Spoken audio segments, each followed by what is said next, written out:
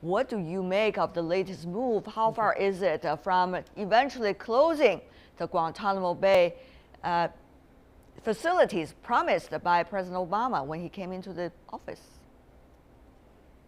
Well, I have two different reactions. First, this is the largest transfer, I believe, on record. So clearly, the administration continues to work very hard to get people out of Guantanamo with a goal of shutting it down. That was a lot of people to transfer at one time. On the other hand, I think most analysts who look at this and look at the pace of transfer over the course of 8 years are skeptical, doubtful whether this is a job that's going to be completed by the time a new president takes office. So I think President Obama is going to do everything he can to get that number as low as possible, but he's racing against the clock right now, and the clock does not favor him. Mr. Javedanfar, you are having more optimistic or pessimistic views compared to what Professor Walsh just said?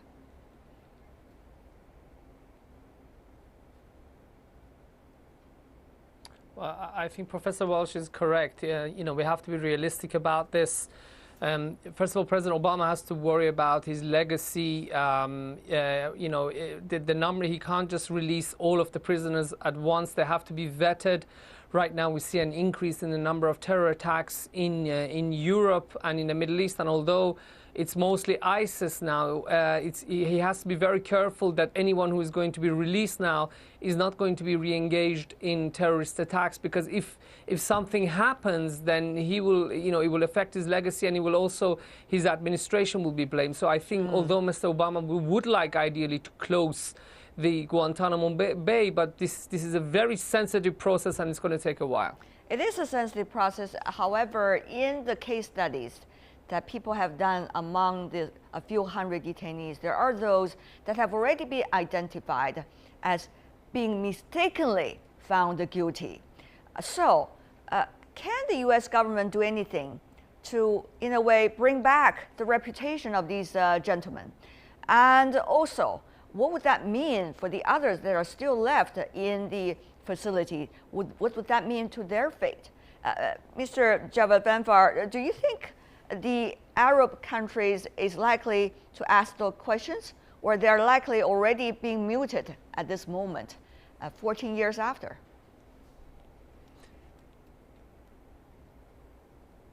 Look, it really depends what happens to those who are released. The gentlemen who were released in the recent batch, they're from Yemen and Afghanistan. They can't be returned to the country where they came from, because we know that both countries, their economy is right now in dire straits. There's a lot of insecurity there, and if they actually are transferred back to those countries, the chances that they may be recruited again by terrorist organization may be higher. So it really depends now that what happens when they arrive in the United Arab Emirates, in their new host country.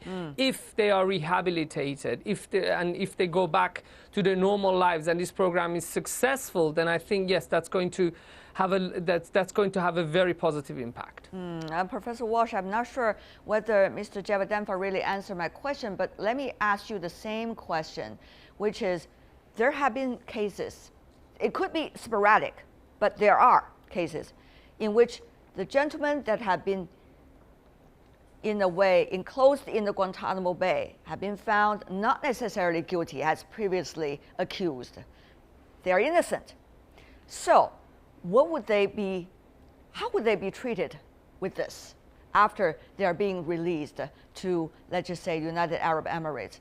And does the U.S. government owe them an apology, or at least a restore of reputation?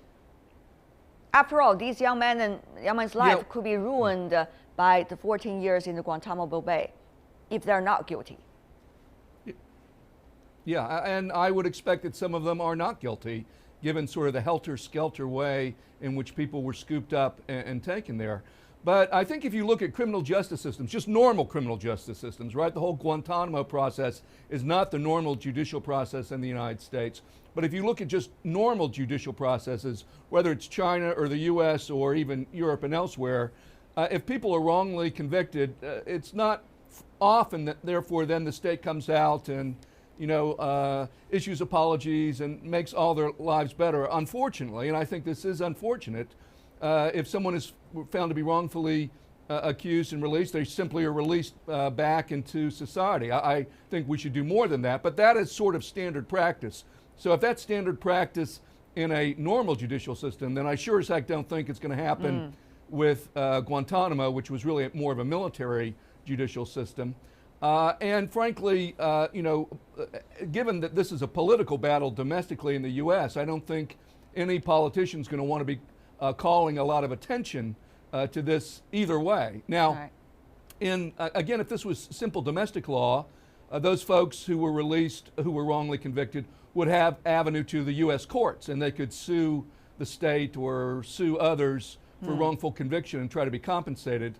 But that's not going to happen in this case. I don't think they'll have standing in U.S. courts. So it is unfortunate, but that's sort of the world we're living in right now. You've got cases on both sides. One is those that might be very innocent and eventually being identified as innocent and also mistakenly accused. But you also got other examples. For example, what has happened to some of the prisoners who were previously released probably could also tell somewhat about what they were before the detention. Figures from the Office of the Director of National Intelligence show, take a look at this. Of the inmates released under George W. Bush, 21% were confirmed to have re-engaged in militant activity, while 14% have been suspected of doing so. Of the release under President Obama, only 5% have been confirmed to have re-engaged in militant activity and 8% suspected of doing so.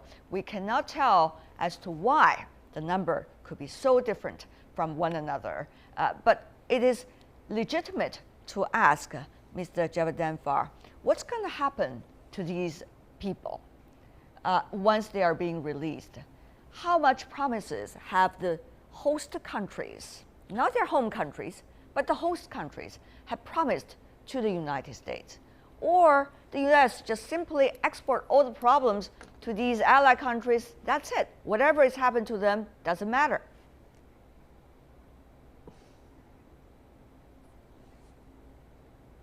Mr. Javedanfar? I think see, a lot of these countries where the former inmates are being a lot of these countries where the former inmates are being settled in are actually U.S. allies. For example, let's take the example of United Arab Emirates, a very important country for the United States in the region, strategically and also economically. So we can assume that before they're transferred there have been extensive talks, extensive agreements between the United States and the United Arab Emirates authorities, so that once they are there, the rehabilitation program makes sure that these people don't re-engage in terrorism again, which could explain why the numbers have been low under President Obama. But, you know, one other question we could ask is, why is it that under President Bush, as you stated, 21% of those who were released re-engaged in terrorism and 14% are suspected, which is much higher than the figures of the inmates released under President Obama. And the reason for that could be, number one, maybe the previous rehabilitation programs did not work as well. Or number two, those who were released in earlier batches were far more, had a more extensive background in terrorism than those who were released afterwards during President Obama. That's very interesting an explanation over there, but certainly meaningful. Come back to you, Professor Walsh. Under what circumstances do you think this kind of agreement could be done between the United States and its Arab allies? The UAE, of course, its relations with the U.S. has been very controversial. So was that with some of the other countries such as Saudi Arabia. And there were previous cases in which the countries do not necessarily see eye to eye with the United States on many important issues. So under what circumstances do you think these countries could be willing to host these earlier detainees? And under what circumstances do you think these countries, their political system, will allow them to provide certain kinds of quote-unquote fair treatment to these people? Well, on the first question, how do these deals get done? Sure, you know, the U.S. Has lots of friends where we agree on some issues and disagree on others, and UAE is certainly an example of that. And these other disagreements, though, don't prevent cooperation on areas of common agreement, and this would be an area of common agreement. It's not in UAE's or any of the U.S.'s Arab governmental friends in the Middle East to have Guantanamo, which only stokes anti-American feeling and becomes a talking point anytime those countries are cooperating with the United States, for example, in the area of security. So UAE, I'm sure, wants to see this go away. The U.S. wants to see it go away. This is a relatively small cost for UAE to help out in this, and it may be that as part of this bargain, the U.S. is helping the UAE with some of its problems that it needs the U.S. for. So that's sort of normal politics in the international system. Let me add, though, parenthetically, that it may be part of the difference in those rates of recidivism for the different presidencies may also be a function of age and sort of physical and cognitive, declines. Some of those folks, when they're released, it's 15 years on, and they've been spending time in under very difficult physical and mental circumstances. So as people age and as they have physical infirmities, it's probably less likely they're going to re-engage in violent extremism. All right. One of the most important points about this is really the domestic political fight going on in Washington. Of course, Obama administration coming into the office promising to close Guantanamo Bay at this moment, very unlikely, as both of you mentioned. And yet, the Republicans have been arguing in the Capitol Hill that there should not be any release of those suspects from the Guantanamo Bay due to national security reasons. So the thing is, Mr. Javedanfar, are we going to see President Obama further kick the can down the road and pass the torch to the next president, whoever it might be, Republican or Democrat, about this issue? And how much of a hot potato would this issue be for the next one?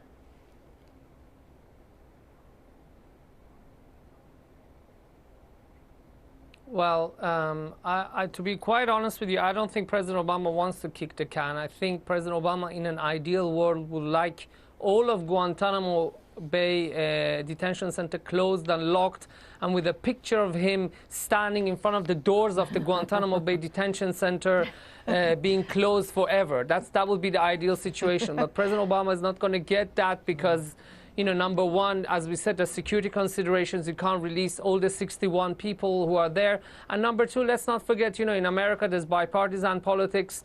Democrats and the Republicans don't get on, and especially now that President Obama is on his way out, I don't think his Republican competitors will want to give him the satisfaction of his legacy closing down Guantanamo Bay. I think the way democracy goes in many countries, they're competing forces. So I think that is also going to hamper President Obama's efforts to close down Guantanamo Bay. And I think any other president, had he been a Republican president and wanted to do the same, it's very probable that the Democrats would do the same to him. Because in America, it's also, let's not forget, there's a lot of, both sides like to veto each other. Some people say America's turned from democracy to vetocracy. So there is a lot of domestic constraints on the way of President Obama to fulfill his ambition of closing down Guantanamo Bay. Before we go, Professor Walsh, 30 seconds for you.